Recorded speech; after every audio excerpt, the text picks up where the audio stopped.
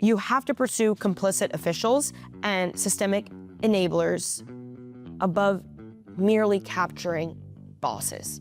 Because if it weren't for politicians on payrolls, if it weren't for figures in the US who are funneling money directly into the cartel's pockets, these bosses would not achieve the power that they have today.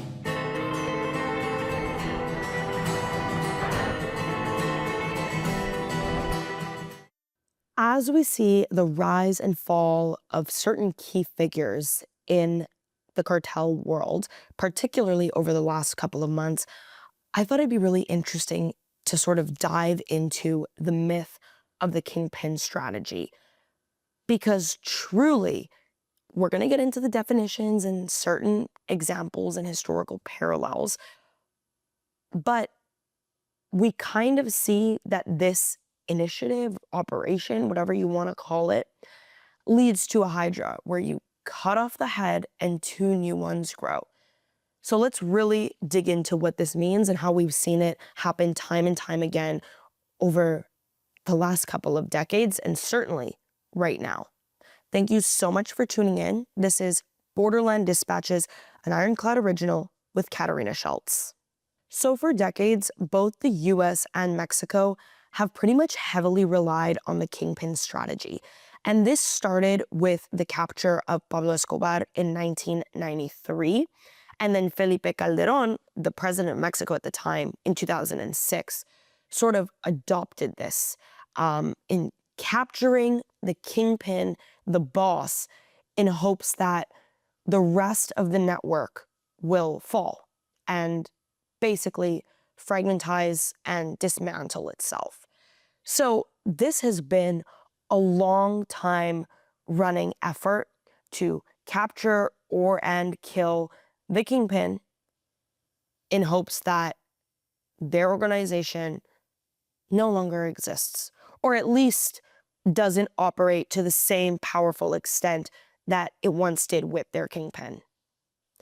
So the assumption is that cartels are a hierarchy, like a pyramid, where if you knock out, the person at the top of the food chain, the boss who oversees most of the operation, deals with adversaries such as rival cartels, government officials, or even just major roadblocks that prevent them from truly running their operations to the best of their ability.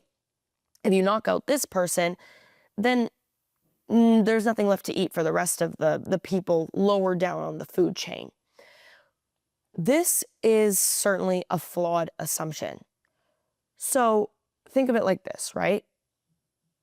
When El Chapo was captured, like officially, he's out of the picture.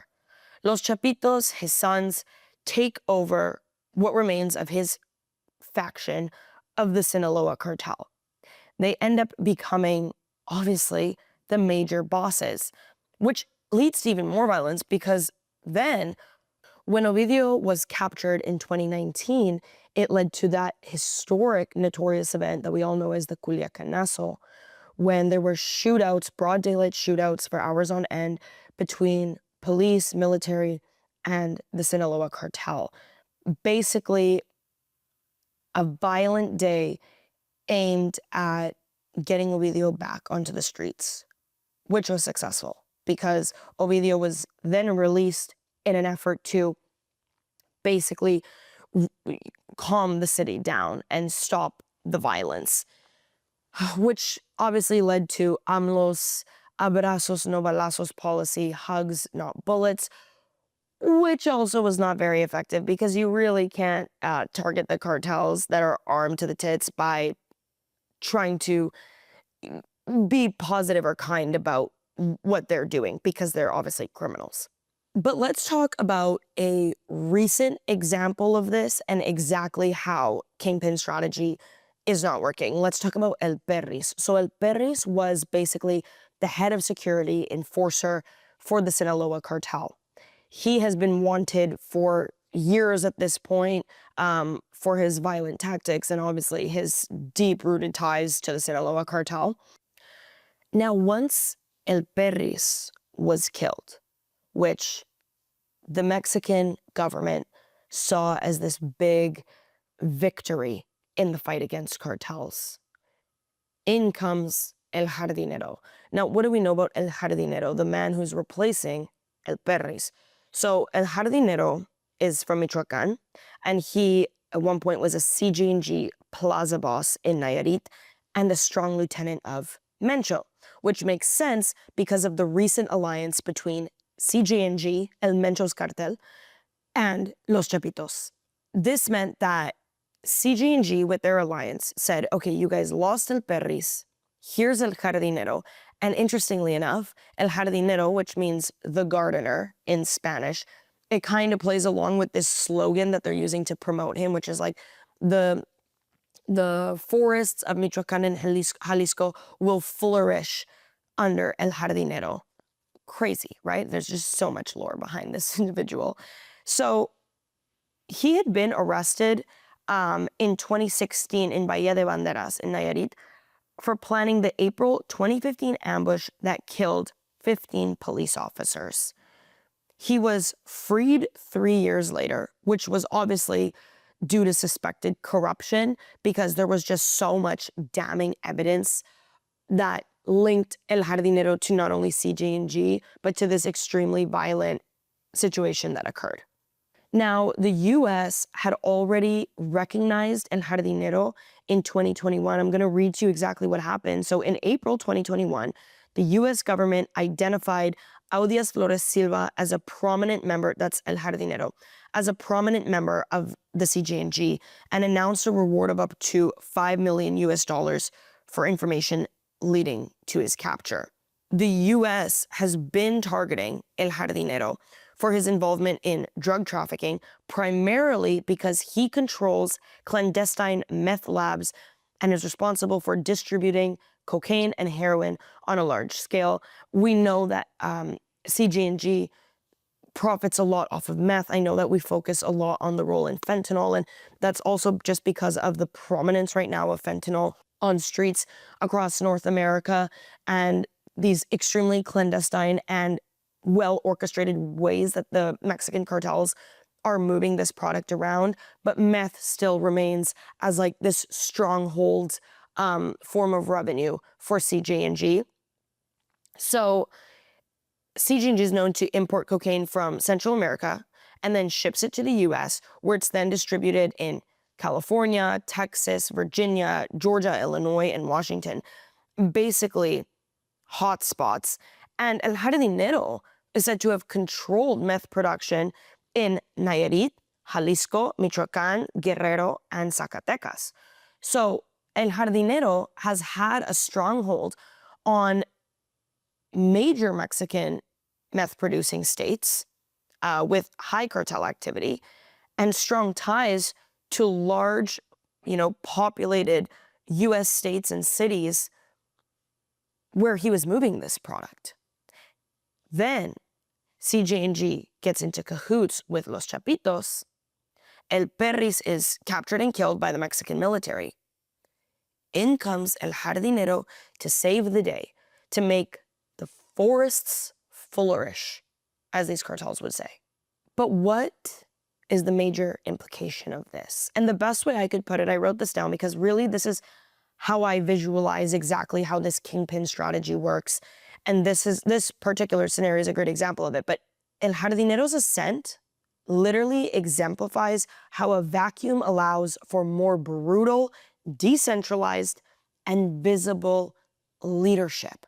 And this is a huge part of this, right? You are you have governments and militaries trying to decentralize the cartels and cut off the head, only for someone bigger, badder, and that you perhaps have less information about to come in and take control in often more violent ways, with more violent and strategic tactics, because they know exactly what they're walking into, and the governments don't exactly know who the enemy is, and more importantly, how to tackle this enemy. So this person comes in and typically will have a longer reign than their predecessor because they know exactly what to avoid, they know exactly how to run business, and they know who their enemy is. Meanwhile, they can stay very low-key under the radar for a lot longer period of time than their predecessor. Okay, I'm going to get into my 5 major reasons or points of why I think the Kingpin strategy is categorically a failure in terms of targeting the cartels. First, it decentralizes structures. So local commanders like El Peris and El Jardinero can pivot quickly. They know who the enemy is, they know how to run the business, and they can basically pick up from where their predecessor left off and ensure that business runs smoothly and essentially more smooth than ever before, because they can basically act on the mistakes of their predecessor and know what to avoid and what to make better and how to act faster. Second, there's a deep talent pool, okay? Lieutenants form a bench ready to lead. Once these cartels and high-ranking officials within these organizations know that some form of government, whether that be the US or Mexico or a bilateral effort between the two of these governments, is after a specific individual and they're going to crack down to go hard and capture and kill this person, which we had been seeing. Like, it was this heat score leading up to capture El Peris' failed operations. At some point or another, associates within the Sinaloa cartel and within CG&G, because now they're basically one, right, is what they're telling us, they knew that El Peris was going to fall. They already knew who they were going to put in. This person had been prepped. This person knew what they were getting into. You're going to try and tell me that that devil you don't know is less evil than the devil you did? I mean, come on. Be so for real. You have someone coming in that knows exactly what's about to go down and how the government operations work at trying to dismantle the very person who's at the top of their game. Okay, third, entrenched corruption. I know we could talk about this for days, and I mention this time and time again, but it's so critical to mention this, particularly in terms of the Kingpin strategy, because when there is such deep-rooted corruption, whether that be through police, politicians, and military officials, cartel operations can run so deeply under the radar. And when you have someone like El Peris, who's been captured and who's been wanted by the US and Mexican governments for years at this point for running very lucrative and very illegal operations, in some way or another, there is some deep-rooted form of government collusion, whether that be with, law enforcement or actual high-ranking officials that are writing policy, that leads to impunity in terms of the crimes that the kingpins are running or committing, but also just this deep sense of silence that allows for innocent people in the communities most impacted by these kingpins' crimes to go without justice. They're unheard, they're underreported, and they're left to basically deal with the fruits of the labor of a criminal that leads to the demise of a quality of life for so many people in these cartel-ridden regions. Meanwhile, you have corrupt officials profiting off of it, looking the other way. And once the head is chopped off, like I said, of the kingpin, of whatever cartel or whatever criminal organization is under attack by law enforcement, you see someone else who's bigger and badder rise up. Which leads me into the escalation of violence, which is exactly what we've been seeing in Sinaloa since El Mayo ended up in the United States. It basically turned into a fucking long-term Kulyakanaso 2.0, something that we've never seen before. And in my time reporting there, and in my time following the story and speaking with people over there, the consensus is pretty much the same. Our life sucks, Culiacan is a nightmare, and no one is doing anything about it. They're basically living in a war zone because the violence has escalated to a point of no return.